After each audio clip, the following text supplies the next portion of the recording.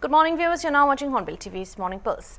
Prime Minister Narendra Modi urged young government employees to work with sensitivity, dedication and a spirit of continuous learning, saying public services are meant to improve people's life. He stressed that rising aspiration in India require faster and more responsive governance, encouraged officials to use platforms like iGot, Karmayogi and Karmyogi Prarambh to better understand their responsibilities. साथियों, नीतियां और निर्णयों के इस अभियान के बीच आपको एक और बात याद रखनी है। किसी भी व्यवस्था की असली ताकत उसके लोग होते हैं, जनता जनार्दन की शक्ति होती है, जनशक्ति होती है और जनशक्ति ही तो राष्ट्र शक्ति बनती है। आप सभी जिस व्यवस्था का हिस्सा बनने जा रहे हैं, उसका सीधा संबंध करोड़ों करोड़ों देशवासियों के जीवन से है, करोड़ों करोड़ों देशवासियों की आशा आकांक्षाओं से है। सरकारी नौकरी लोगों के जीवन को आसान बनाने का माध्यम ही होती है। आप जिस भी विभाग में काम करेंगे, वहां आपके व्यवहार, संवेदनशीलता और काम करने के तरीके का बहुत महत्व होगा। देश ने आप पर भरोसा किया है। अब ये जिम्मेदारी आपकी है कि आप अपने काम से, अपने आचरण से, अपनी वाणी से, अपने व्यवहार से उस भरोसे को और मजबूती देंगे। देशवासियों के हृदय में एक नया विश्वास भर जाएगा। आपको मिलते ही वो नई आशा के साथ आगे बढ़ेगा। इसलिए हर युवा कर्मयोगी अपने काम को जिम्मेदारी की तरह देखें और मेरे लिए तो आप बहुत कुछ हैं। पहले जमाने में हम सुनते थे ना, सहस्त्र बाहु वाले फलाने, सहस्त्र बाहु वाले ढींकने। आज सरकार के बाहु आप ही हैं। सरकार का सामर्थ्य आप ही है। जो पहले से सरकार में है वो भी हैं, जो नए आ रहे हैं वो भी हैं। आज भारत के लोगों की आकांक्षाएं बहुत बढ़ रही हैं और मैं इसे विकास की पॉजिटिव साइन मानता हूं। हमें अपने देश के लोगों के एस्पिरेशंस को समझना भी है और उसके हिसाब से उतनी ही तेज गति से काम भी करना है। ऐसे में पब्लिक सर्विस में आने वाले युवाओं की भूमिका बहुत महत्वपूर्ण हो गई है। आपको लगातार सीखते रहना होगा, खुद को नई टेक्नोलॉजी, नई सिस्टम और नई जरूरतों के हिसाब से तैयार करना होगा। इसमें आपको iGot, कर्मयोगी प्लेटफॉर्म से बहुत मदद मिलेगी। कर्मयोगी प्रारंभ जैसे मॉड्यूल से आपको अपनी जिम्मेदारियां समझने में बहुत सहूलियत होगी।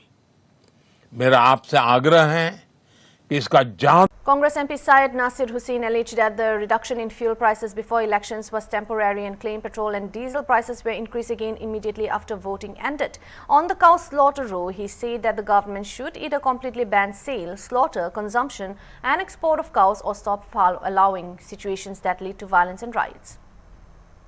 आप 10 दिन में तीसरी बार पेट्रोल और डीजल के दाम बढ़े हैं, सीएनजी के भी दाम दिल्ली एनसीआर। ये हम लोग पहले ही कह रहे थे चुनाव के टाइम पे कि दाम जो कम करने की इन्होंने नाटक किया है। ये सिर्फ चुनाव के दिन तक, प्रचार के दिन तक, जिस दिन आखिरी वोट पड़ जाएगा उसके दूसरे मिनट, दूसरे क्षण में जो है ये पेट्रोल डीजल गैस के दाम बढ़ाएंगे। हम लोग पिछले सेशन में इसकी मांग कर रहे थे कि इसके ऊपर स्टेशन क्राइसिस के ऊपर चर्चा होना चाहिए। ये चिल्ला चिल्ला कह रहे थे कि रिजर्व है, कोई दिक्कत नहीं, कोई प्रॉब्लम नहीं, सब कुछ चंगा सा। तो अब ये जो चुनाव ख़त्म होते ही जो 3 बार बढ़ाए हैं, इसका जवाब प्रधानमंत्री देशवासियों को देना चाहिए। इसका जो स्पाइरलिंग इफेक्ट होगा, इसका कैस्केडिंग इफेक्ट होगा, जिसके वजह से इन्फ्लेशन होगा, प्राइस राइज होगा, उसका जवाबदेही सरकार को देना चाहिए। जो इतना महंगा तेल में दाम बढ़ा के इतने पैसे जो इसमें पैसे जो कमाए हैं, लाखों करोड़ों रुपए जो कमाए हैं, वो उसमें इस्तेमाल करके एक स्टेबिलिटी मेंटेन करना चाहिए। सर, नीट को लेके भी एनटीए के चीफ गए और कहा कि कुछ क्वेश्चंस लीक हुए थे, पूरा पेपर लीक नहीं हुआ, और अब ये कहा जा रहा है सरकार की तरफ से कि 100% एक्यूरेसी रखी जाएगी, ये एग्जाम जो किया जा रहा है उसको कैसे देखें? ये 89 बार paper leak, 48 times exam cancel. अब इससे ज़्यादा क्या हम एक्सप्लेनेशन देंगे? पिछले 10 साल में 89 बार पेपर लीक हुए हैं, 48 बार एग्ज़ाम कैंसिल हुए हैं। तो गरीब बच्चे गांव-गांव से दूर दूर से जाके होटल के रूम्स में रह के पढ़ाई करके, तैयारी करके, इतने पैसे खर्च करके जाके एग्ज़ाम लिखेंगे, उसका भरपाई कौन करेगा? क्यों ये बच्चों के भविष्य के साथ खेल रहे हैं? क्यों इनका फ्यूचर बर्बाद कर रहे हैं? क्यों उनको सुसाइड करने के कगार पर, आत्महत्या करने के कगार पे लेके जा रहे हैं? ऐसी जब हरकतें करेंगे, ये हालत देश की रहेगी, तो जब तो भारतीय आज कॉकरोच पार्टी जैसे पार्टियां जो है 4-4 दिन में इनके नंबर से ज़्यादा नंबर उनके बन जाते हैं। लेकिन सर, एक और नई बहस छेड़ दी है। अभी ईद आ रही है, उससे पहले पश्चिम बंगाल की सरकार हो, दिल्ली के अंदर भारतीय जनता पार्टी की सरकार हो, कि काउ सेक्रीफाइस नहीं होगी, काफ सेक्रीफाइस नहीं होंगे, कैमल सेक्रीफाइस। नियम बनाई है ना, नियम बना के डिक्लेयर कर दीजिए जी। कोई ना बेचेगा, ना काटेगा, ना खाएगा, ना एक्सपोर्ट करेगा, और सेक्रेड एनिमल है करके डिक्लेयर कर दीजिए। अब ये बेचेंगे, और जब गरीब किसान जाके बेचेंगे, कोई खरीदेगा, मारपीट करेंगे, दंगा फसाद करेंगे, और एक्सपोर्ट कौन कर रहे हैं? जो इनके इलेक्टोरल बॉन्ड्स में जो पैसा इकट्ठा करते हैं, वो लोग एक्सपोर्ट कर रहे हैं। सब बंद करवा दीजिए, उसके लिए रेडी है। An FIR has been registered in Mahoba against Ajay Rai, the Uttar Pradesh Congress president, over his remark on Prime Minister Narendra Modi. Advocate Neeraj Rawat, on whose complaint the FIR was filed, alleged that Ajay Rai's remarks reflected the culture of the Congress party and confirmed that police acted on his complaint by registering the case under various sections of the BNS.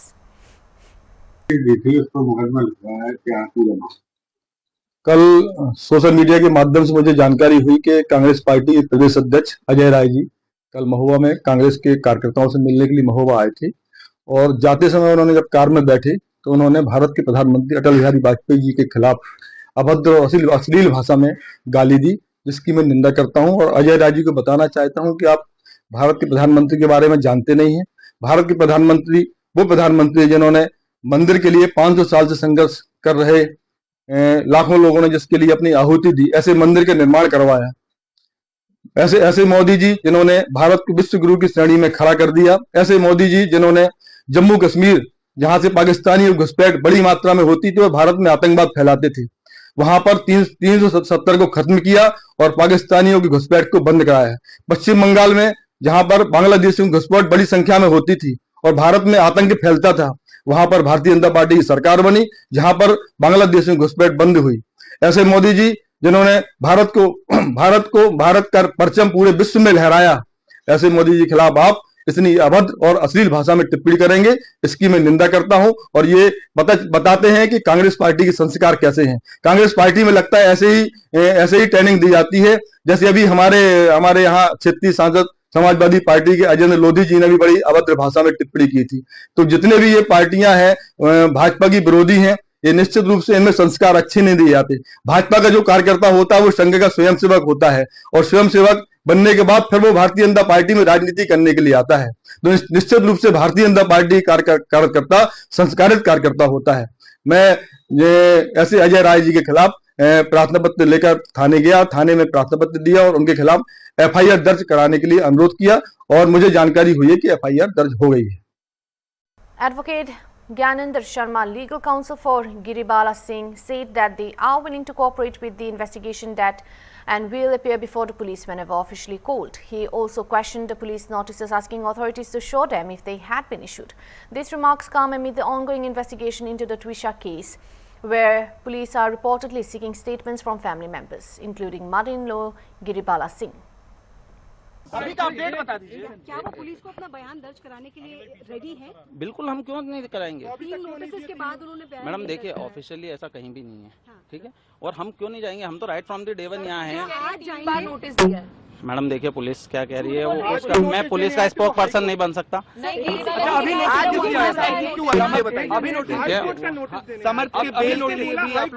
Exactly जो शामिल कराने आए थे, अभी को उन्हें जानकारी नहीं। अब आप बता दीजिए किस चीज का नोटिस। सब आप लोगों के नॉलेज में, आप लोग थोड़ा सा शांति दें तो मैं बता पाऊँ। देखिए, जो बेल लगी थी, बेल के बाद एक कैंसिलेशन भी फाइल हुई थी। कैंसिलेशन में आपको बिना सुने सामने वाले को आप नहीं डिसाइड कर सकते, उसमें कोर्ट ने नोटिस इशू करें। अब वो नोटिस तो यहीं आएगा ना, पुलिस ही देने आएगी वो, तो वो नोटिस देने आएगा। आप जॉर्ज कोर्ट लड़ रहे हैं। सिंह क्या आज थाने जाकर अपना बयान दर्ज कराने को तैयार हैं? अगर वो बुलाएंगे तो हम जाएंगे। उन्होंने तो कहा कि हमने नोटिस दिया है। देखिए, नोटिस नहीं आपकी टीम से पूछिए, हम अभी भी पुलिस स्टेशन से आए हैं। हाँ। हम वो बुलाएंगे, हम जाएंगे। नहीं तो आप नहीं, अभी तक कमिश्नर झूठ बोल रहे हैं सर। ये कमिश्नर ने बयान दिया, कमिश्नर ने बयान दिया। क्या अभी तक अंदर जाके कहा नहीं दे सकता। जानकारी तो यही नहीं कर रहे हैं। पुलिस कमिश्नर का बयान है कि 3 नोटिस के बाद। एक बात बताइए, सपोर्ट की डेफिनेशन क्या है? नहीं, आप इतना बता दीजिए। मैडम मैं फिर से रिपीट कर देता हूँ, हम पुलिस के स्पोक पर्सन नहीं हैं। हम रेडी है ना, आप बताइएगा ना। नहीं, पुलिस की समर्थ की बेल के लिए क्या आज पुलिस करेगी जो करेगी, और समर्थ की बेल के लिए आप लोग कुछ कोर्ट में पेश करेगी। हम लगाएंगे वो तो, बट ऑब्वियस बयान क्यों नहीं दर्ज कराने जा रही? मैडम हम तैयार हैं, नहीं, कहाँ क्या जाए? नोटिस मिला है आपको पुलिस की तरफ से? मैडम देखिए, ये पुलिस प्रूव करे, पुलिस आए हमको। आपको नोटिस नहीं मिला? आपको तो बताइए कि आपको नोटिस हम देने को तैयार है ना जवाब। नहीं, आपको नोटिस नहीं मिला। पुलिस करी की नोटिस दिया, आप कह रहे नहीं मिला। आप मीडिया पर्सन है, मैं लॉयर हूँ। नहीं, अपने को दोनों का पता है कि पुलिस करती क्या और बोलती क्या। नहीं तो एक बार झूठ बोल रही है। आप पुलिस से पूछे ना कि कहाँ है। आप बोलिए कि नहीं मिला। पुलिस कह रही है कि बयान दर्ज करने के लिए कमिश्नर की बात। सुनिए तो, हम यही हैं, हम जब बुलाएंगे तो जाएंगे। तो आपको भी नहीं बुलाया गया है, ये कंफर्म कर दीजिए। आपको नहीं दिया गया है, हम जाने के लिए तैयार हैं। Congress MP Christopher Tilak criticized the BJP government, alleging that while employment promises remain unfulfilled, prices of essential commodities continue to rise. Also questioned the handling of NEET exams. The government accused the government of misleading people by changing its stance after elections. Fuel prices have been hiked. Our Honorable Prime Minister has not been able to increase the employment as he promised, but instead he has been very successful in increasing the prices of all the essential commodities in this country. And we have been very much glorifying ourselves as Vishwa Guru, correct? So, but unfortunately we have not been able to conduct the NEET exams also properly, and we are going to see a situation where 22 lakh students are again going to write the exam, NEET exam. So basically the BJP government has been completely misleading the country, and before elections they are projecting themselves in a different way, and after elections they come immediately change their colors. And our Prime Minister comes and he gives bada bhashan and keeps on fooling around the people. I think it is high time people have to realize that this is all Kapla story, and Vishwa Guru is all just various terminologies which he is using to fool around the people. The Jamta Mahishakol bridge over the Parman River, built in 2022 at a cost of nearly 7.32 crore, has reportedly developed cracks after one of its main pillars began sinking, raising serious safety concerns following the damage that the administration has banned heavy vehicles from using the bridge. Angry locals gathered at the site and protested against the alleged infrastructural failure, raising slogans demanding action against those responsible and calling for suspension of the bridge engineer over alleged corruption and negligence.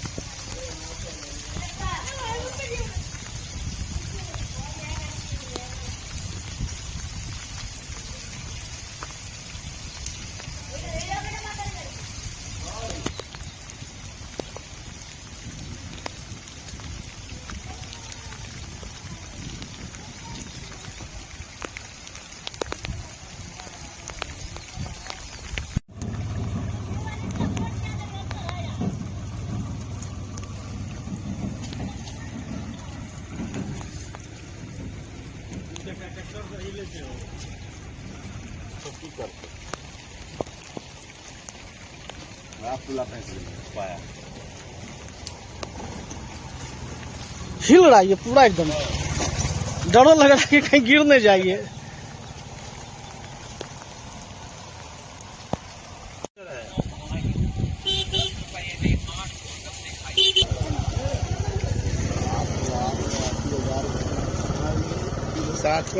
भ्रष्टाचार नहीं सहेंगे, भ्रष्टाचार नहीं सहेंगे, भ्रष्टाचार नहीं सहेंगे, भ्रष्टाचार नहीं सहेंगे, भ्रष्टाचार नहीं सहेंगे, भ्रष्टाचार नहीं सहेंगे, भ्रष्टाचार नहीं सहेंगे,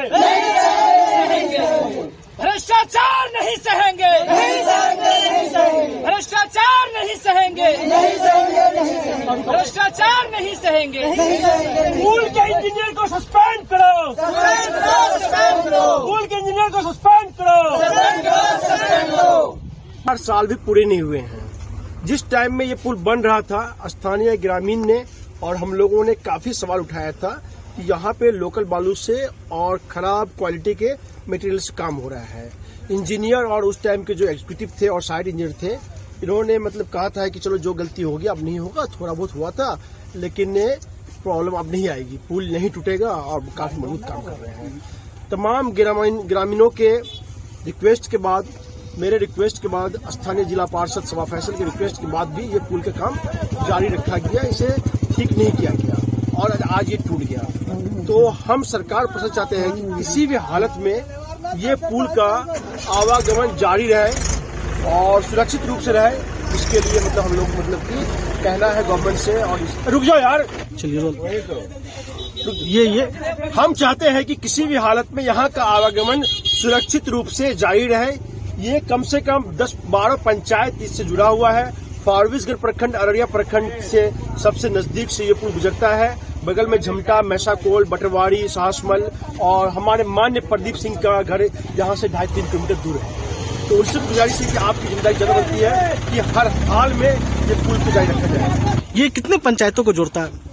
ये कम से कम 10 पंचायत को जोड़ता है और नेपाल बॉर्डर तक का ये रास्ता है। फारबिसगंज प्रखंड बगल में है और माननीय सांसद प्रदीप सिंह जी का घर भी बगल में है, 2.5-3 किलोमीटर पुल से दूर है।